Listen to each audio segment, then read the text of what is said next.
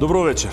Вечерва во топ тема не отвараме партиска расправа, туку институционално прашање. Дали борбата против корупцијата во Македонија функционира или системот само формално постои, а во суштина не испорачува резултати? Последниот извештај на Transparency International за индексот на перцепција на корупцијата не се однесува на една афера, туку на системот и на довербата на општеството во институциите, во правосудството, во политичката одговорност, во неказнивоста. Кога зборуваме за една од најчувствителните теми во македонското општество, треба да ги земеме предвид и последните измени на кривичниот законник, реакциите на невладиниот сектор, функционалноста на антикорупцијската комисија и ефикасноста на конфискацијата, например, и кривичната и граѓанската. Дали ние имаме закони само на хартија? Зошто институциите не се координираат во борба против корупцијата? Немаме капацитет или нема политичка волја? Зошто јавната перцепција останува песимистичка и покрај бројните стратегии, совети, комисии? Вечерва со нас во топ тема се 20 соговорници кои ќе понудат системска и практична перспектива за тоа како Македонија изгледа низ меѓународните индикатори и што тие навистина мерат, како и за реалноста во институциите, ограничувањата на механизмите и потребата од вистински финансиски истраги. Не за тоа дали има корупција, туку дали има резултати во нејзиното санкционирање. Вечерва ќе разговараме со Благоје Пандовски, председател на Transparency International Македонија. Добро вечер. Добро вечер. Добре дојдовте. Мојот втор гостин во студиото на топ тема е Горан Трпеновски, поранешен член на антикорупцијската комисија. Добро вечер. Добро вечер. Пандовски, почнувам со вас. Извештајот вчера беше презентиран во медиумите и тука беше една оценка која што делува јасно, но мене ми е малце збунувачка и затоа уште еднаш ќе ве молам да ми објасните што значи нема суштински напредок во борбата против корупцијата, но има константа како почетна точка. Кога го поставите вака, делува многу интересно како прашање. Меѓутоа, што значи тоа? Значи, генералниот тренд на државите во светот, бидејќи индексот за перцепција на корупција не се однесува само на дел држави, една држава, туку тоа е најглобалното истражување во делот на тоа како државите се справуваат со корупција. Оваа година имавме 182 што држави, што територии по кои се ценеше како тие се справуваат со корупција. И кога Transparency International го прави ова истражување, согласно 13, они ги нарекуваат извори на податоци, односно соработници кои ги имаат, оценуваат дека во текот на изминатата година глобалното ниво на демократија во развиените земји паѓа. Со самиот пат на демократијата се намалуваат оние демократски механизми кои што овозможуваат транспарентност, отчетност, функционирање на институциите, казнивост на кривичните дела и со намалувањето на демократијата паѓаат оценките за борбата против корупција. Минатата година, на жалост, во последниот извештај се соочивме дека многу развиени демократии, помеѓу кои Северна Америка, западноевропските земји, дел Шведска дел како од скандинавските земји, оној западен свет кој е развиен и кој води во таа листа, нели, во делот на борбата против корупција, се соочува со определена хипокризија. Значи имаме пат. Глобалната оценка оваа година за борба против корупција е под нивото од 50 поени. Зборувам за сите држави. Тоа е 42 поена. Значи тоа е просекот на сите. Нешто над нас. Нешто над нас. Значи ние сме во рамки на просекот. Сега. Ако го земеме во предвид фактот дека минатата година сме имале 40 поени и оваа година имаме 40 поени, имавме минатата година 7 индикатори, односно 7 извори на податоци и оваа година имаме 7 извори на податоци и држиме едно исто ниво, тоа е веќе константа во делот. Меѓутоа, немаме значително подобрување, бидејќи се под 50 подразбира Исто поени, 40 поени, значи немаме, затоа немаме, имаме константа, напредок, но немаме значително подобрување и константа во корелација на глобален пат значи можност дека годинава, можност значи идно неопределено време, можеби ќе се случи, можеби не, но годинава треба да работиме на тоа да го подобриме она што ние го правиме во делот на борбата против корупција, зборуваме институционално, законодавно и пред се оние кои треба да ја санкционираат корупцијата, зборуваме за правосудниот дел, правосудниот систем. Као што требаше. Тоа значи таа, да речам, реченица која е везена во извештајот. Среќа што у западниот свет паѓа просекот, па така ние сме константни. Тие да го задржаа просветот. Види, ние сме константни во споредба со нас. Да. А тоа дека паѓа, тоа е тек Тоа е тренд, на кој, јасно. еве на пример, годинава земено од онаа листа на држави, имаме две држави од Европска, Унгарија и Бугарија. Бугарија има пат. Бугарија се изедначува, Бугарија е членка на Европска унија, има 40 поени, исто како нас го дели 84-тото место. И нема влада 5 години. И нема влада 5 години. 5 години. Сакам да кажам, ете, барем не сме паднале Да, кај година. нив е тој проблем. Кај нас зависи сега кој како го чита договорите. И извештајот, дали опозиција, дали позиција. Тоа е секојаш проблем. Тоа е проблем, а опозицијата мислам кажа дека ние сме на ниво на Буркина Фасо, дека има Види, стагнација. ние не знам дали сме Да. али на Танзанија, Но, Танзанија има исто. За Буркина Фасо, на пример, јас малку читам, Добро. Буркина Фасо, најсиромашната држава со добро водство, многу е подигнато нивото, иако се рачуна за сиромашна. Власта сигурно вика 4 места, 4 и едно е Секогаш. Така. секогаш Така. подобро Од ниедно.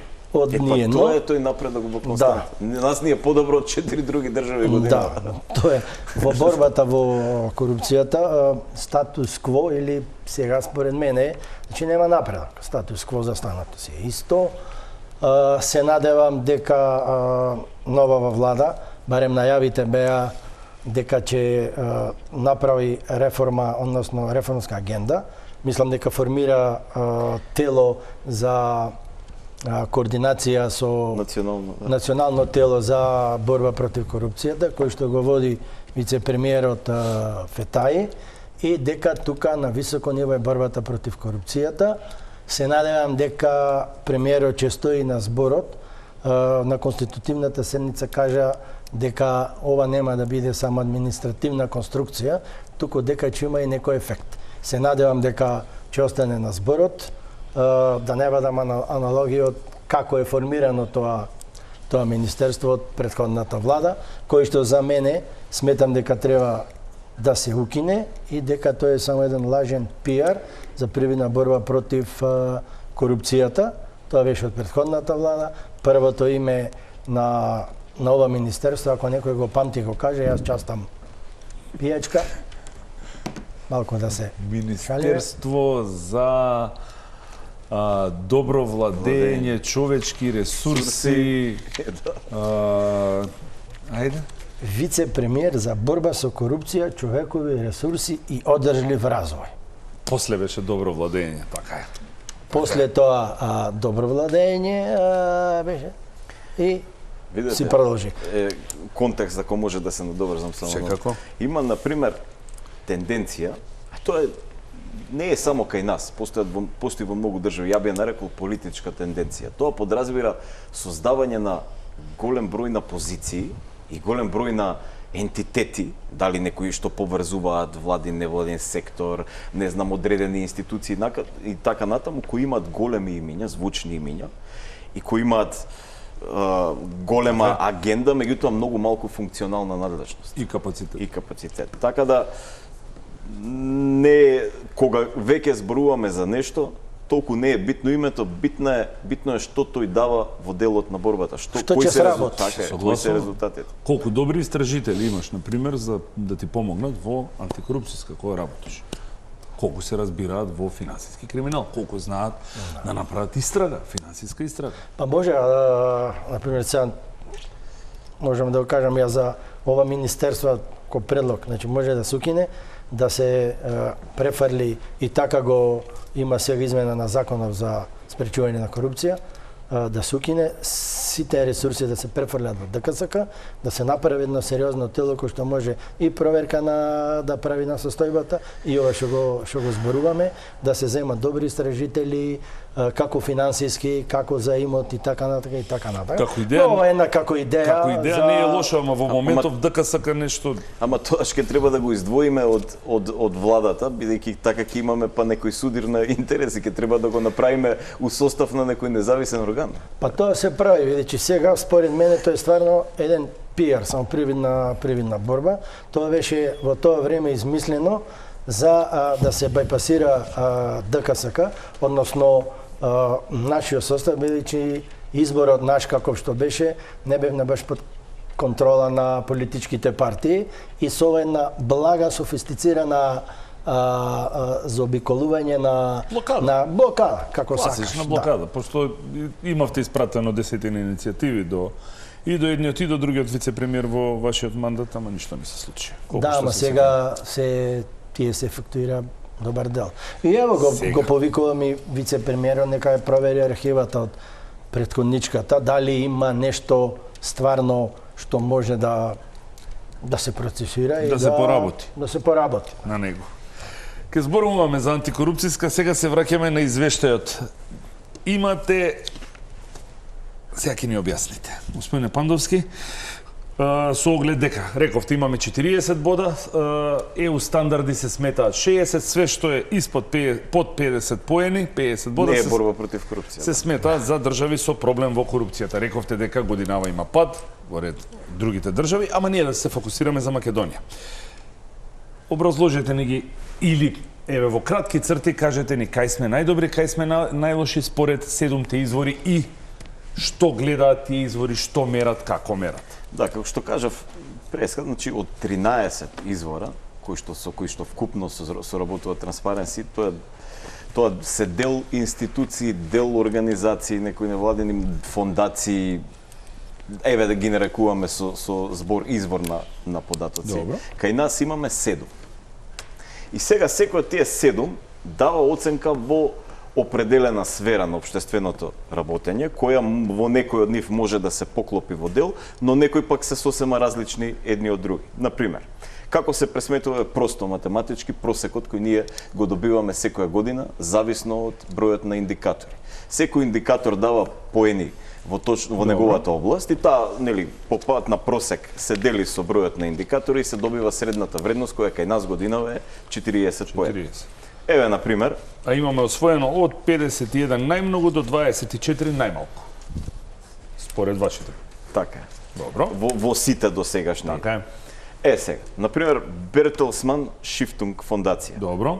Таа се занимава со истражување на тоа колку официјалните лица, под официјални лица не зборам само за високи службеници, зборам и оние кои работат нели во склоп на министерство и така натаму, прво се плашат имаат страф од тоа дека ќе бидат гонети. Тоа значи колку општествената клима придонела да со онаа генерална превенција која треба преку судството да се направи, да тие имаат страф и не ја прават корупцијата. Вториот дел од истражувањето на Бертелсман фондацијата е колку од нив се процесуираат, колку поминуваат низ правниот систем, односно колку трпат правни последици. Ова истражување има 51 поен, што не е лошо. Морам да кажам, меѓутоа релевантниот период на истражување опфаќа еден подолг период кој не е од минатата година, иако ќе кажам за овие периоди некогаш и добро, но некогаш и лошо. Добро е заради тоа што се опфаќа поголем релевантен период, па имаме една поголема слика, но лошо е затоа што тие не се секогаш толку свежи. Еве, например, опфаќа од јануари 2023 до јануари 2025 година. Потоа го имаме Economist Intelligence Unit. Има нови апдейтувани податоци, тоа е од септември 2025 година. И вика вака, генерално од она многу што го има таму, јас скратив нешто и го земав сижето, вика, процедури и добро владење за јавни фондови, злоупотреба, политики за јавни фондови и слично. Значи, како се трошат оние државни пари. Од септември 2025, не знам само тука, 34 поени. Од 100 можни. Од 100 можни, така. Го имаме Freedom House, Nations in Transit. Имаме релевантен период, например, од јануари до декември 2023, 44 поени. Имплементирање на антикорупцијски сепак е 2023, од тогаш до сега иницијативи, владење на економските текови на државните органи, легислатива, корупција, развој на демократијата и така натаму. Инаку според оние истражувања кои беа понови, мислам дека и 2024 извадија, ние веќе спагавме во она хибридна демократија. Значи, го немаме оној доволен степен на демократија. Global Insight Business. Октомври, декември 2020, 46 поени, колку бизнисот е подложен на корупција спрема државните органи. Сите знаеме дека изворот на корупцијата се парите, така, а парите се во бизнисот. Значи нема, тоа е двојна спрега. Немате корупција без соработник во приватната сфера, односно во бизнисот. Некој ќе потплати некого да добие тендер, да добие одредена привилегија, да добие, не знам, Тоа ќе ми биде едно од прашањата за Трпеновски. да добие привилегија во судска постапка, да добие одредена. Значи тоа е она што Global Insight Business Баш тоа ќе биде едно од прашањата подоле во тие 5 години. Кратко е дали уште. си нашол World Economic Forum. Имаме од март до август 2025 година 36 поени. Колку фирмите во државата имаат недокументирани екстра приходи, значи сиви пари од увози, јавни добра, се мисли баш на овие тендери колку е земено, колку не е оправдано, јавни давачки, даночно затајување. Така е. Колку имаме тука? Тука имаме 36 поена. Од 100. Да. 3 плюс пак. И привилегии во судски постапки, она што ви го кажав сега. Понатам, го имаме World Justice Project, Rule of Law, март-август 2025. Ново истражување, 42 поена. Значи, ова е у рамки на глобалниот просек. Вика, злоупотреби на вршители на функции за своја корист. Колку, и тоа се мисли вака, злоупотреби на функционери, меѓутоа специфични функционери, поврзани со легислатива и законодавство. Не сите избрани именувани, значи, туку поврзани добро. Суди, Министерство за внатрешни работи, полиција и оној официјален дел, да речем службенички дел, и третиот е службеници поврзани со легислатива. Добро. Оние кои изработува. И последната, го имаме Varieties of Democracy Project, тука имаме 24 поени. Тука сме паднале.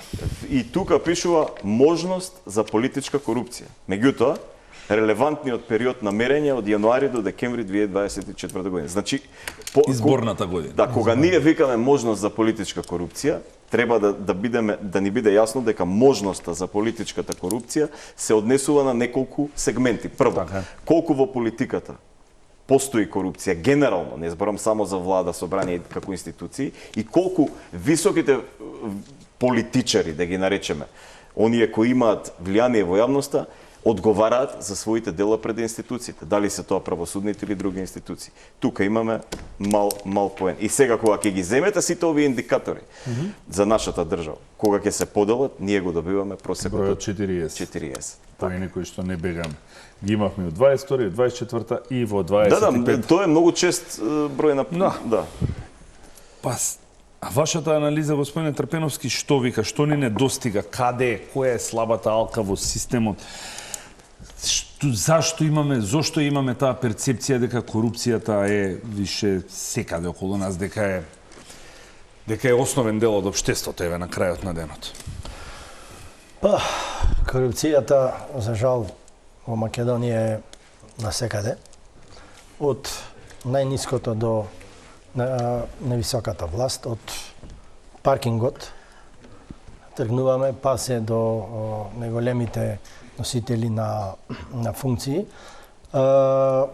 Перцепцијата кај јавноста е дека Македонија, било која власт, дека нема политичка волја да се бори против корупцијата и дека со одредени постапки, закони кои што се носат, само се еродира довербата во владење на правото. Дури и кога има реални напори дека се бориш против корупција, отвора случаеви, но немаш завршница.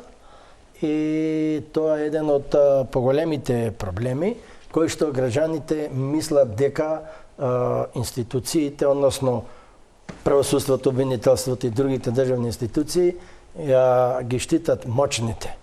Значи ги штитат тие што имаат моќ и тие што имаат влијание и власт.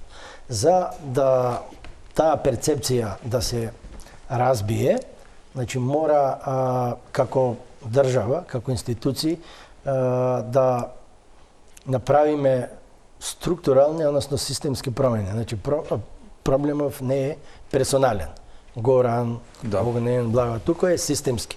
Системски е проблемот не само од сега, тука и од порано, и намерно политичките партии или политичките чинители кои што тие треба да креираат закон или треба да креираат едно Па не едно креираат општество, закони, ама тие креираат за своји потреби.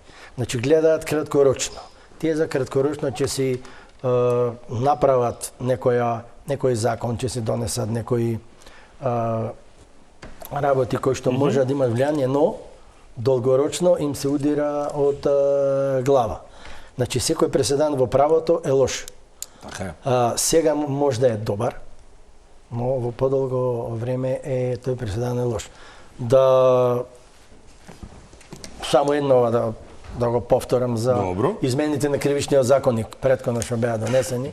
Значи тие катастрофални измени, значи ја убија надежта во правдата и случајот со Катица Јанева, злоупотребата на дел од поединците на шарената револуција ја уби надежта во правдата кај граѓаните и не веруваат веќе на институциите. И да сака институција да направи нешто, да преземе, не и веруваат. Нема да верува никој више во ништо. Значи мора да се најдат механизми за да се врати довербата во институциите. Механизмите се многу просто.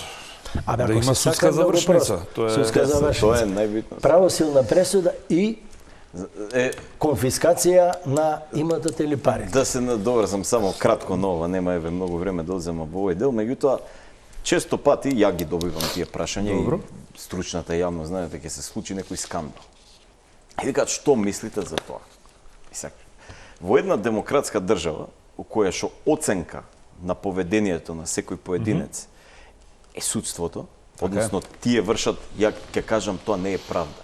Тоа е право раздавање, бидејќи ние имаме правен систем кој кажува што е исправно, а што не е. Правдата е поетски термин и секој поинако ја разбира. Меѓутоа, право раздавањето, она основна функционалност на судовите, треба да каже што е општествено оправдливо, што не е, што е криминал, што не е. Кога ние ќе имаме завршница на овие предмети, генералната превенција ќе се зголеми и секој од нас ќе може да каже што мисли за конкретен предмет. Тоа и тоа се утврди. Се додека останува на ниво на скандал, потенцијален скандал или афера, не можеме ништо да кажеме. Односно да додам со борбата против корупцијата не е одржаните пресконференции, туку правосилните пресуди и конфискација на незаконски стекнатниот имот. Не колку пати ќе кажеш. Кажеш, борба туку против треба корупција. тоа Така е. да се реализира. Еве, пред да идеме на реклами, иако сакас ќе прашање ви за двајцата ми е прашање. Па кого онда на кому онда му смета, му пречи да се вратиме со казето пред измените од 2023, бидејќи сега потпиша претседателката измени во казе, кои што невладиниот сектор ги критикуваше, рече немојте да потпишувате, а кога ги потпишуваше даде изјава дека ова е помало зло. Не. Значи, кога некој, кај мене тоа остаje силен печаток, да каже некој потпишувам затоа што е помало зло. Не може закон да биде помало зло. Закон е закон. Да. Само кратко. Директ. Вака. Значи, Зашто не се вратиме имаше на пред 2023? Прво, се знае злоупотреба, што е и нема застарување. Имаше критика, точно е, меѓу кои Транспаренси го критикуваше. Прво У платформата, да, прво имаше проблем, по мене лично, имаше проблем во делот на транспарентноста на изготвување на тој закон. Добро. Ние се додека не го добивме финалниот текст, не видовме нешто Ова објавено да на измените на пратениците што го поднесеа за тоа или плюс сега други што беше потпишан како Потпишан, предлог. Брзо. Што Прво, немавме увид во текстот, значи пошироката стручна јавност не можеше да даде никаков инпут. Обично тие нели се објавуваат на ЕНЕР, па луѓето може да си коментираат, да дадат предлози и така натаму. Јас сум учествувал во многу законски измени, сум бил дел од групи каде што ние на секоја седница, односно состанок, сме ги читале предлозите, па сме во нив имало и добри предлози. Овде немавме ништо. Значи ги добивме пласирани од работната група тие измени на КЗ, се потпиша, се ќе одат во собрание, меѓутоа таму има два суштински проблема кои ги детектиравме. Првиот е недоволното дефинирање на поимот корист, значи не може само да кажете имот на корист, туку има разни типови на корист, има тргување со влијание, имаме користење на привилегирана положба, имаме фаворизирање, нели, имаме да не ги набројувам сите. Другата работа, дел од проблематични законски одредби кои што беа проблематични и со граѓанскиот закон за конфискација на имот, веќе зема дел од кривичниот законник, што е навистина, ќе зборуваме понатаму, дел од нарушување на нели она што се вели владење на право и пресумпција на невиност. Друга работа, друга работа. Вистинското прашање е дали тие ќе дадат функционална можност за гонење. Како што се сега, ќе дадат делумно функционална, што не е доволно. И старите измени кои што се укина во 2023 година не беа целосно добри. Се зборуваше за поделба, да не биде тоа едно дело, туку да речеме во судство, во одредени каде што ќе има квалификувани кривични дела кои што ќе се однесуваат на сегменти од општеството каде што треба да имаме подобрување. Тоа не се случи. Но, пак не се случи. Но ако гледаме функционално она што беше до 2023 и ова што сега се пласира како намалена помало зло од она што го имавме она лимбо период од овие 2 години, можам да кажам дека не ги задоволува критериумите кои треба да ги има кривичниот законник во делата за висока корупција. Помало зло, мислам, е политичка формулација, председателката на државата го кажа, мислам дека тоа го кажа повеќе дипломатски, во ракавици, инаку помало зло може да се толкува, односно во правото не сме тоа да функционира врз логика на штета, туку треба во принципот на правна сигурност и владење на правото. Кога законодавецот, сега не знам дали можеме председателката да наречеме законодавец, но кога политиката вика помало зло, тогаш тоа мислам дека ние некој предвестник дека има или ризик од правна несигурност или дека има ризик од неказнивост. Се надевам дека вие бевте во антикорупцијска кога се случија првите измени 2023. Ја пореметија работата? Па и нас ни ја пореметија работата, но посебно на обвинителството, бидејќи и на судовите. И на судовите, ние повеќе превентивно, али не само што ја пореметија работата, туку се уништи довербата во владењето на правото, бидејќи се намалија роковите за застареност, се ублажија казните, сите големи случаеви на корупција фактички во застарена. И мислам дека до 2027 би требало скоро сите да застарат. Добар адвокат тоа. Да. Знаете како беше тоа квалификувано во извештајот таа година на индекс на перцепција на корупција? Тоа беше квалификувано како упад на законодавната власт во судската, бидејќи го одземате темелот на работа на судиите. Пазете, во држава во која што обвинителството и судството не ги добиваат доволните законски средства кои што треба да се дадат. Имаме хиперкризија во дел на обвинители и на суди и судски обвинителски кадар. Како очекувате продуктивност? Ќе се вратиме до нив. Одиме сега со реклами и потоа продолжуваме со некои закони што ги немаме, а треба да ги имаме, и некои што ги имаме, а не знаеме ни зашто ги имаме. Реклами.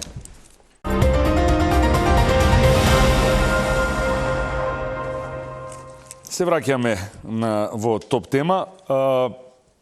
Пандовски, со вас ќе почнам. Дали законите, законската рамка влијаат, или тие закони што ги немаме не се доречени, влијаат и недостасуваат за подобар скор на индексот на перцепција или не? Па дефинитивно. Знаете како, законите тие се основата на работењето на правосудството. Добро. Законите во една држава кажуваат што е исправно, што не е исправно. Тие одредуваат како базични норми поведение на поединците, правните лица и така натаму. Кај нас до сега имавме голем проблем во оние закони кои треба да спаѓаат во на антикорупцијска рамка. Добро. Зошто? Мене ако ме прашате, да, имаме измени на закон за совет на јавни обвинители, имаме измени на судски совет и така натаму, но тие не допреа во суштината на она што треба да се допре. Требаше да се обезбеди независност на членовите во овие тела. Јас одамна исто тоа го зборував, дека поголемиот број од овие членови по вокација не треба да бидат од она сфера која што се оценува. Што поради влијание секојдневно на тие луѓе кои го имале со своите колеги, што поради, може да биде позитивно, може да биде негативно. Таквата независност се даде определени поструги критериуми, добро, се даде определен напредок, меѓутоа недоволен во делот на подобрување на функционалноста, според мен. Фалат законот за корупција и законот измените на Мислам и за законот укажувачи, не знам. Па тоа сакам да кажам, и Да, законот да, за да. укажувачи.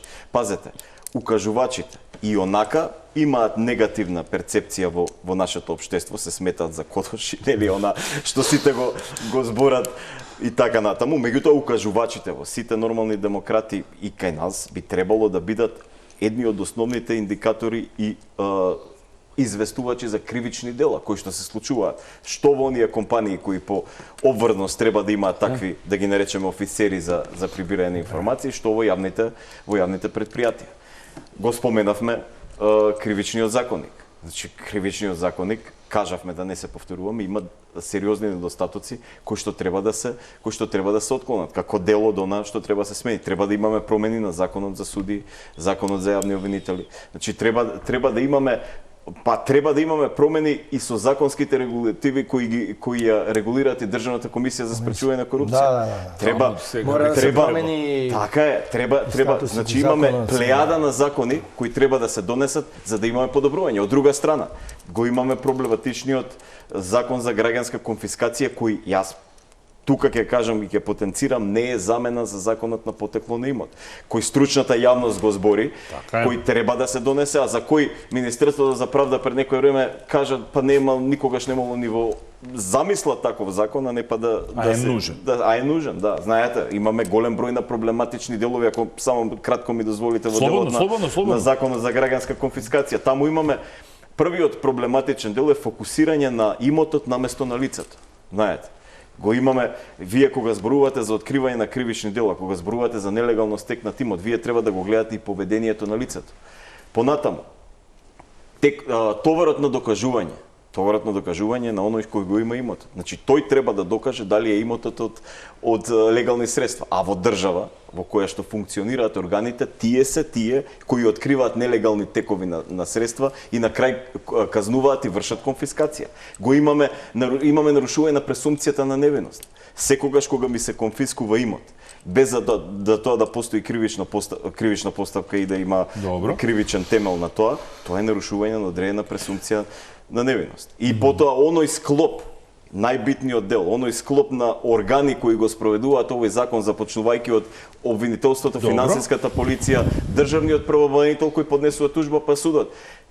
Таа државна структура на функционирање на овој закон дава сериозни потенцијали за злоупотреба, односно понекога и селективна примена. Дали е тоа од политички причини, дали е тоа од причини што некој не ви се допаѓа и така натаму, секогаш можете да пристапите.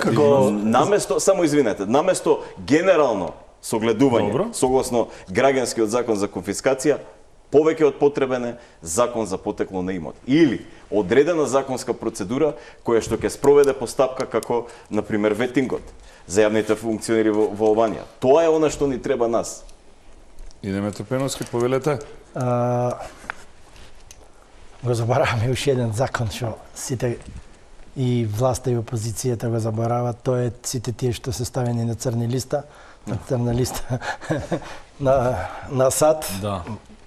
За тој закон, но мислам дека тој веќе тој го најавија. Сега ќе видиме до каде. Почна, карениците беа ВМРО ДПМН викаше обратете се вие со меѓународна правна помош, други вика ајде дајте ги доказите, најдете ги обвинителство и едни други не сакат и наоѓа начини како сето тоа да го стават во обланда и да фингираат некоја дебата. Нешто се работи. Јас сум против за законот за потекло на имот. Зошто? Значи, сум затоа што сте еден од ретките што го кажува тоа. Значи, зошто? Па не само од ретките. Јас што сум ги сретнал. Јас како магистар на кривично право и со професорите, тие викаат и сега да сакаме. И сега има да се провери. Се живо диво. Зошто викам сум против?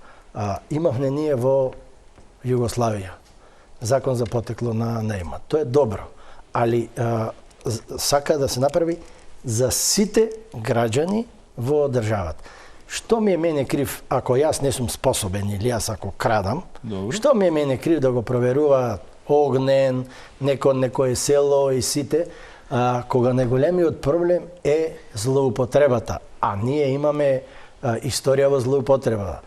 Големото УВО, сега имахме пак за прислушкувањето, значи податоци се наоѓаат. И тука ми е, значи во тој дел ми е само дилемата, тоа е добро. А кај го вадам зошто ако има една ставка значи, може на кои според вас би требало да се фокусира? Избрани, именувани, овластени, значи треба јавна, или да се достави до сума или на избрани, именувани, локална самоуправа, значи точно да не е обичниот народ. Бидејќи просто и син ми има таен фонд. Таен фонд. Сега си чува за нешто пари. Што си малјавно, се него ќе го проверувам. Може и да наследи од дедото, од таткото. Ако сакаат, може само една ставка. Јас си во измениве за законот уште од наше време имав предлог да само една ставка, мислам, како во данокот. Ако се проверува имотната состојба, или ако ми најдеш мене дека стан, кола, ова, 80% да биде од вредноста на тоа што е најдено. А сега е 150 евра. Сега стан јас да заборавам да пријамам 100.000 евра, казната ми е, ако ја дадам 150 евра. А се случува, забораваат? Забораваат станови, куќи, коли, имоти. Примера... Ја никад не би заборил. Никогаш не би можел да заборавам дека имам викендица негде или стан. Поранешниот директор на Фондот за здравство Ден Дончев, $80.000 имаше заборавено да прави. Види. Имаше добро, заборава, све, ама многу обврски, многу обврски така. И сега 150 евра беше казната, а партијата Левица обвинуваше и види овие го казнале 150 евра. Па пратеници сте, направете измена, стави ова измена, може да ја стават. Да видиш тоа дал. Може. Прва проблематична злоупотребата. Значи тука број 1. Бидејќи татко ми беше функционер и знам како изгледа тоа на своја кожа, например. Така е. И колку има злоупотреби. Ова само кратко како коментар. Ова што го кажавте вие се, или како коментар дека тој закон би бил проблематичен за потеклон имот. Па сите негативни аспекти кои сега ги кажавте ги имаме у законот за граѓанска конфискација. И тоа ги имаме широка популација која се проверува. Да, ама е несправедлив. Ама не Па за тоа колку има конфискација. Да, сакам да кажам. Закон имаме, ама проблем ги имаме оние проблематични сегменти кои сега ги истакнавте како нели, кои не би требало да се да ги решат или не, ама сакам да кажам и во моментов ги имаме како легислатива. Или не може. Јас кога зборам за оној закон за потеклон имот, пред се мислам на вршители на јавни функции. Пред се ги мислам. Сега во јавност вика сите. Сите е флоскула која треба да возможи широка маса кај што можеме да флуктуираме со работи. Втората, нели? Да му ги дознаеме парите на комшијата. На комшијата. И одмаш има телефони, види, комшијата дојде со таа и таа кола. Има. Го има тоа, се случува. Тоа и сега без законот се случува. Да. Вториот дел, извинете само, вториот дел. Сега го споменавме пријавувањето на имот и така натаму. Па еве, погледајте го сајтот, тоа беше и во ваше време и сега. Погледајте го сајтот, па видете колку по стариот закон имаме анкетни листови, колку имаме по новиот. И ја имаме онаа можност, ако не се променил имотот, нека си седи стариот анкетен лист, колку таму е швајцарско сирење, дупка од тие. Не. 150 Не, ама колку е тоа? Колку е тоа швајцарско сирење? Таму знаете кога ги погледате анкетните листови во дел од нив немате како сте се стекнале со имотот. Гледано главните индикатори. Да, и што значат тие на крајот на криштата анкетни листови? Да, софтверот што требаше да се поврзе. Софтверот да се поврзе. Сега не може никој да му убеди дека политичките елити не може да најдат пари да го имплементира софтверот или да Еве и за тие некои што се откриени, што стана со ние 80 и колку случаи што беа што застареа. Застареа? Не застареа. Застареа. И некој да се сака се решава или за ветингот, што разговаравме и сега, ДКСК во помал обем, значи може да направи проверка на имотната состојба. Значи со и сегашниот систем може да направи проверка. Са не може да направи за 1000 души, барем во наше време тројца имаше и ние ја правевме проверка. А со тројца луѓе, че таму треба финансиски експерти, треба да правиш вештачења, си бара стручност, затоа беа и тројца. И беа и тројца, да беа 30 тројца ке имаше. И така софистицирано политичките елити ти даваат на лажичка и после тоа, ние ти дававме, вие, ајде, работете, али не можеш.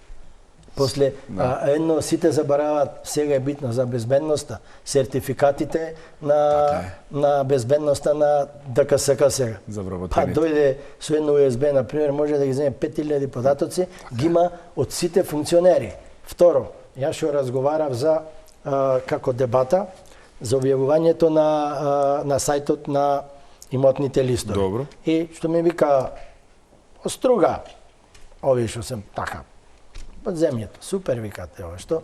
Па имаме ние таков систем, точно се знае во цела држава, во секое село, секој кој е функционер, член на управено, било што, све што има. Добро. Накид, слики, значи мабетот може да се пријави, ама барем еден дел тоа што е подвижно да се скрие. Тоа ти е една голема работа, ние си имаме убав систем за еве вака. Ајде, делот од она што влегува во тие анкетни листови е легален дел, така. Затоа постојат имотни листови, постојат сметки во банка, кредити, не знам, автомобилски, сообраќајни и така натаму. Меѓутоа, кои се каналите на давање на подкуп и корупција? Дали се тоа легални канали, уплата на трансакцијска сметка со назнака подкуп за тој и тој предмет, да речеме, или се тоа нелегални канали? Главната борба против корупцијата се наоѓа во спречувањето на нелегалните канали, фаќањето на имотната корист и конфискацијата. Ако не фатите дело на корупција, инфрагранти, вие тешко ќе поврзете последица од кривично дело во дел на материјални. Ако се следи текот на парите, треба да се следи, меѓутоа не секогаш е лесно тоа да се Кој беше методот антикорупцијска? Следи ги парите или следи ги функциите? Види, можам за мене да кажам за големиот предмет Тес Неготин. Следи ги парите.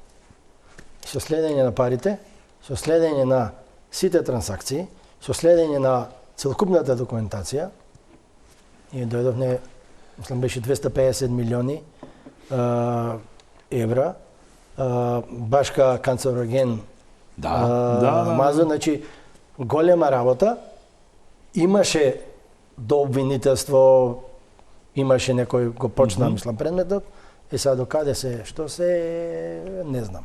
И што е интересно за случајот Трансмет или Труст. Тоа е само во кај нас, кога сите институции ги презеле сите законски мерки во своја надлежност. Добро. Сите се прави, а конфискацијата, колку беа 7 или 12 милиони, пропадна. Значи, јас бев на тој еден состанок, како ДКСК, погрешка може да ме викна, после не знам дали имаше пак таков состанок. Може имало, ама не ме викнале. Сите можни институции беше Стафа, мислам, тога, и тој алармираше. И сега јас слушам и се почна сите институции. Суд, катастар, да не. Ова, сите завршено својот дел, све е закон, сите постапиле, парите ги нема.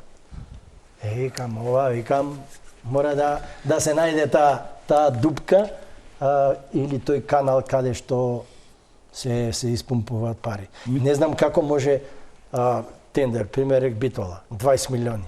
Ако му дам, харикирам, 1 милион евра, како ќе ги изведам 1 милион евра? Многу прашања. Има и одговори, ама да не даваме идеи. Тачно. Да не даваме идеи. Така, да. На што се должи ниската слабата конфискација? Еве, на прсти може да се избројат случаи на висока корупција, каде што имало завршница и конфискација. Па знаете, како што кажав, корупцијата, како? Добро. Тоа нема кривично дело, меѓутоа има сегмент на кривични дела поврзани со корупцијата. Овој сегмент на кривични дела поврзани со корупцијата најдобро се решаваат кога ќе фатите некого инфрагранти.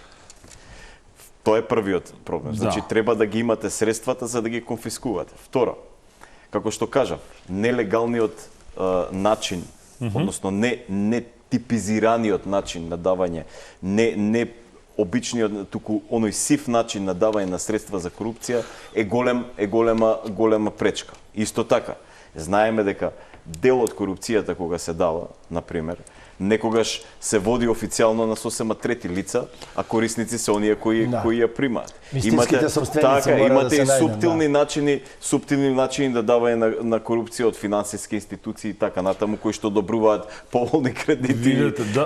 Сакам да кажам, понекогаш корупцијата е зацкриена под легализам или под ненаоѓање на тие, и затоа имаме многу, меѓутоа, ако го зголемиме капацитетот на институциите, пред се зборам за оние истражители кои што треба да бидат, кои што треба да бидат, имате тројца доста. Кои што треба да бидат детективи, кои што треба да бидат детективи. За периодот вие добивте во антикорупција. Кои што треба да бидат детективи во изнаоѓањето имот, да се прати текот на парите, легални или нелегални, да се дојде до финалниот дел каде што и тогаш тие ќе можат да се запленат. Се до тогаш.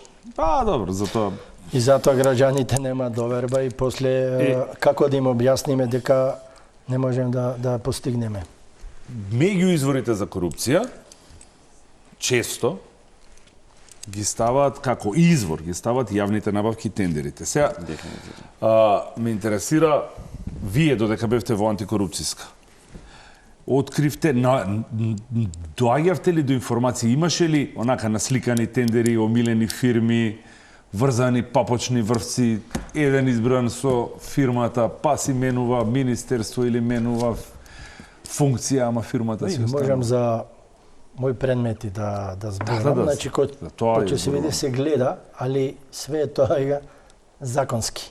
Да. И што беше еден проблем. Јас со обвинителство, со обвинители разговарав за, тоа беше за Македонија пат. И вика во законот е екстремно ниска цена и екстремно висока цена. Ме вика, за екстремно висока цена. А по кој мерила одредуваат што е екстремно ниска, што е екстремно висока? Тоа беше за кризата, за битуменот.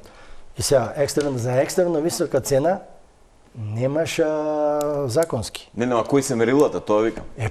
Нема мерила. Вика не како. Тоа се мерилата. Значи тоа беше за Македонија пат за битуменот. 4,4 милиони евра беа за битумен. Кога ќе поделиш по цистерни, некаде идеше сега, не може да се сетам, можда милион или два само за транспортни трошоци. Супер.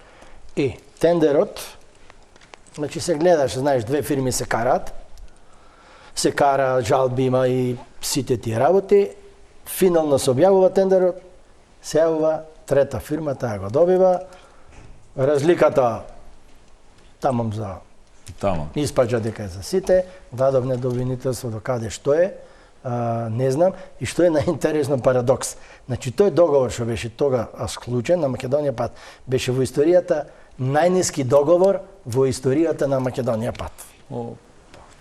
Одлично. Сега одиме на реклами и потоа се враќаме, бидејќи се врти околу последниве 15 минути околу антикорупцијската комисија, а доста е застапена во јавноста. По рекламите продолжуваме со тоа што и како со ДКСК. Реклами.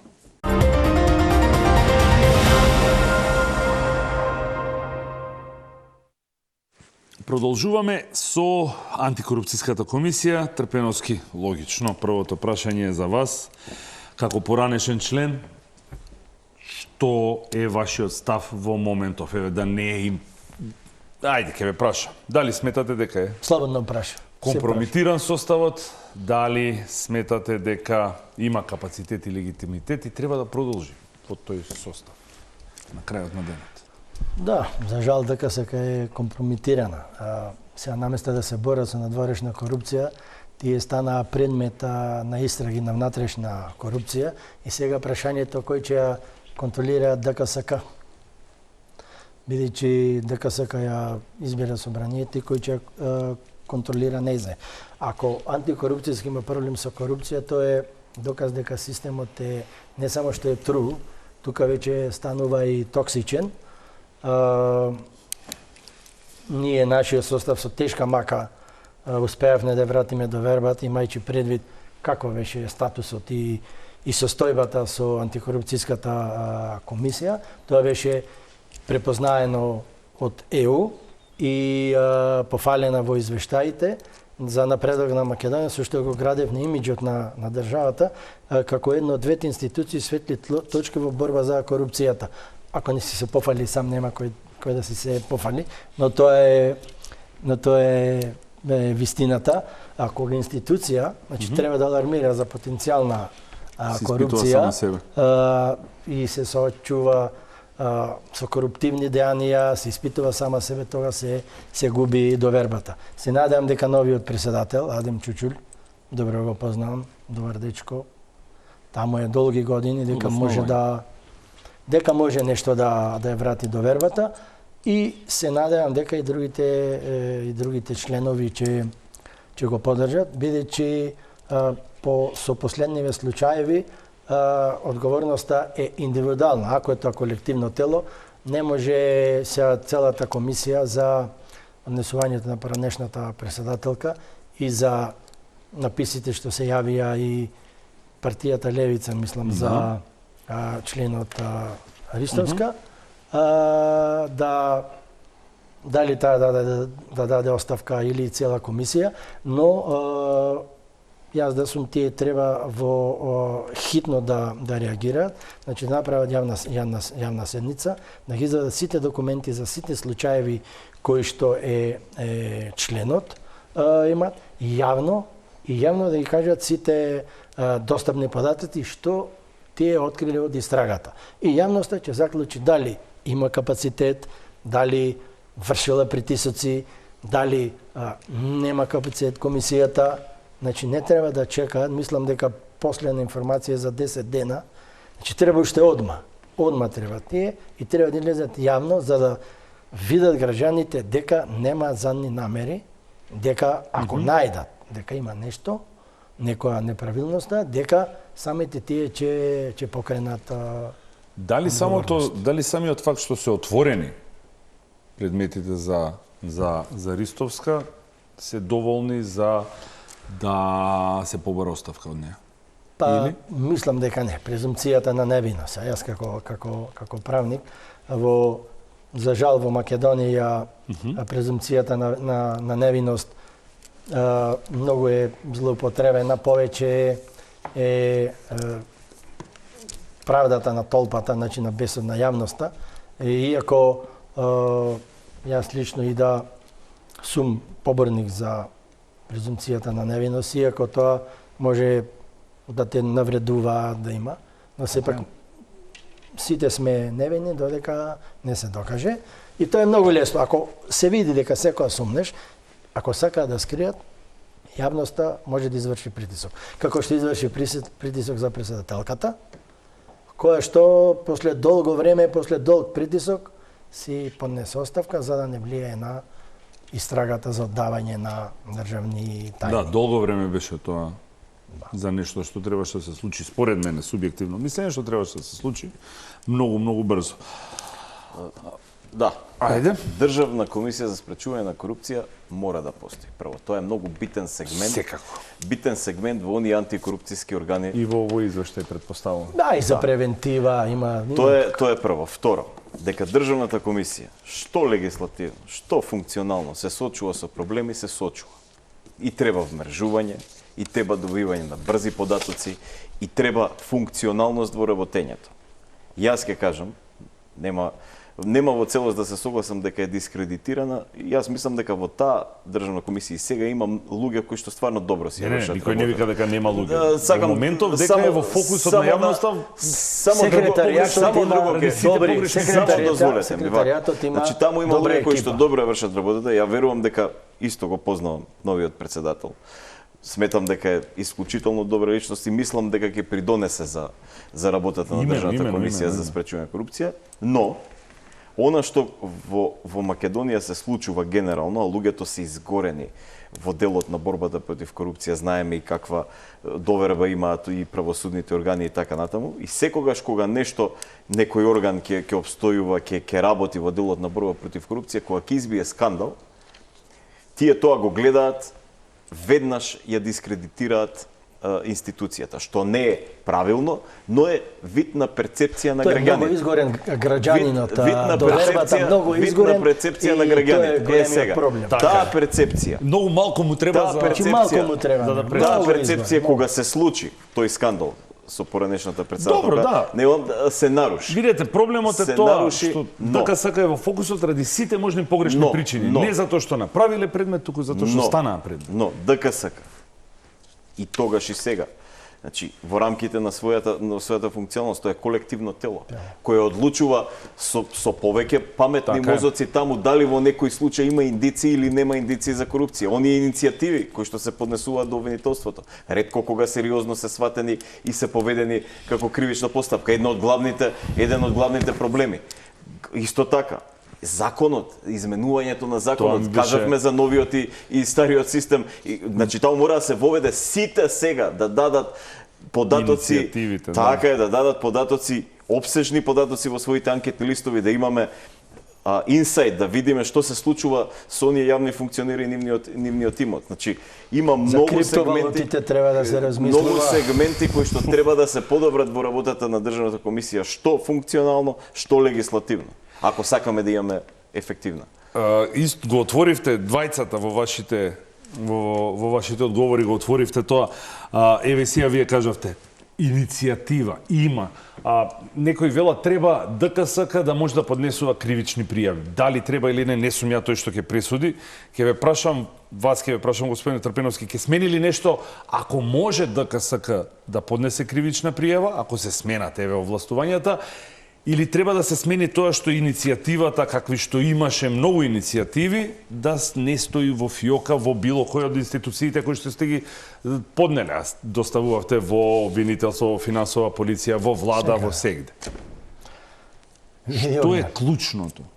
Клучно е менталниот склоп како на институциите, потоа мора тој ментален склоп да се промени и во рамките на политичкиот систем, на поединците.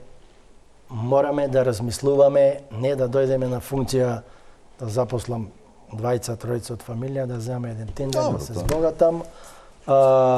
Мора да направиме системски длабоки реформи. Значи, мора менталниот склоп ние прво да осмениме, ако сакаме.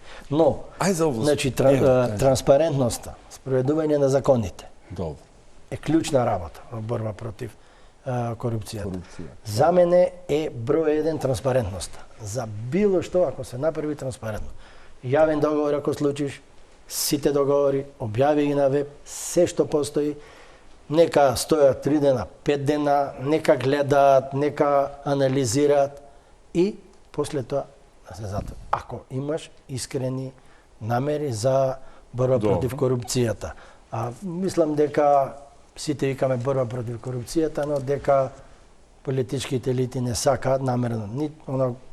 Ниту закон, ниту имаат волја, односно, ја што викам, не можат генераторите на корупцијата, се тие генератори на корупцијата спремаат заштитни механизми против борба против корупцијата. Кој е тој кој ќе ги примора тие субјекти? Не, само дозволете, кој е тој кој ќе ги примора за да тие постапуваат како што не е народот. Оној кој треба да ги примора е оној кој ја дава генералната превенција во општеството. Пак се враќаме на почетокот од денешниот разговор, значи кога ние ќе имаме ефикасно обвинителство кое брзо поведува обвиненија, кога ќе имаме судство ефикасно, кое ќе носи одлуки, но пазете, одлуките да не бидат, само дозволете ми да се доискажам. Значи, одлуките да не бидат брзи, туку да бидат добро образложени и врз основа на докази, бидејќи тоа е двојна спрега. Знаете, не можете вие под притисок на јавноста, па ајде пошто зашто обвинете го некој и донесете пресуда. Значи мора да имаме брз, но и ефективен процес на донесување на одлуки кои што ќе бидат добро образложени, ќе содржат секакви објаснувања за индицијата, не само за корупција, за било какво кривично дело и на крај, кога ќе имаме повеќе такви пресуди, тогаш генералната превенција, она што дел од индикаторите го кажав, службеникот кога ќе отиде на работа, нема да мисли како да злоупотреби некои средства или да направи корупција, туку кај него ќе постои страв дека ќе биде откриен и ќе биде казнет. По мене тоа е суштината. Клучно е Нити народот, и гласањата, и второ е зошто народот, јавноста, за жал, се случи Кочани. Се случи Кочани 63 имаме мртви, не знам 200 и кусур повредени и така натака и така натака. Колку делот на корупција излегува од Кочани? Колку едно или народот, две од сите тие. дали народот излезе да протестира, ево Србија за 16 души. Протестите ништо не решаваат. Решаваат, че направа изборите притисок решаваат. и Народот казнува на избори. Протестите ќе те блокира тебе да стигнеш на работа. Ама кочанчани излегоа на избори. И? Излегоа на избори, гласа. Значи, за да предизвика некој револ, тие не треба Тука да е излезат. промената. Тука е Тие промената. излегоа на гласање и затоа граѓаните не протестираат. Ако не излезете, ќе одлучи некој друг. Не, на гласањето, нормално е за гласањето, треба да мислиме за кого гласаме. Гласањето... Ама протестот е клучен. Да немаше протести како што почна шарената, Шарената револуција, само дозволете. Мислам дека победи... Шарената револуција не смени Победи ништо. во Марокко, Значи шарената револуција беше безнадежна и безпотребна. Тоа е друго Апсолутно, прашање. и тоа се покажа. Тоа е друго прашање. Меѓутоа, немој да подценувате протестот не решава јавноста ништо, и протестот. Решава демократскиот систем на избори, бидејќи изборите се таму каде што се согледува волјата на народот. Да, ама системот за избори се не е Затоа што демократски. ако гледате процентуално, луѓето кои што излегуваат на избори, па дури и во Србија што ја споменавте, се само 2% од вкупното население. Значи некаде мал процент од вкупното граѓанство ви блокираат улици, не можете да отидете на работа и така натаму. Добро, кај не зависи како го мериш. Дали од тие што сме тука или тие што сме... Но кога ќе излезат 98% што никаде не се случува дури и во најразвиените демократии, кога ќе излезат на гласање и кога ќе го дадат својот избор, тоа е тоа што одлучува за наредните 4 Во години. Непал кој направи промената? Па не излегоа младите, излегоа народот. Ако јас се однесувам баш и бузук, ми е гајле, тогаш треба граѓаните, народот, студентите, младото, нема струја во Охрид студентите, со свечи 3 дена. Излегувам ова на директорот, мора овдека да има граѓански иницијативи. Затоа невладиниот сектор е битен. За жал, и тој го компрометира намерно. Тој е битен, тој покренува и мора да се смени изборниот систем. Вака, што сакаме ние да разговараме, демократски институции... И граѓанскиот систем мора да понуди ефективни мерки на влијание. Граѓанскиот сектор не може да биде индикатор за протести. Протестите се јавуваат ради незадоволство. Меѓутоа, самите протести, ви кажа, што поради бројката, што поради последиците кои што произлегуваат од нив, се неефективен начин на борба. Ова беше се за вечерва, ви благодарам и за присуството, ви благодарам за времето што го одвоивте. Почитувани, тоа беше топ тема за вечерва. Корупцијата како веќе нешто секојдневие, феномен одамна веќе не е во Македонија, туку како секојдневие.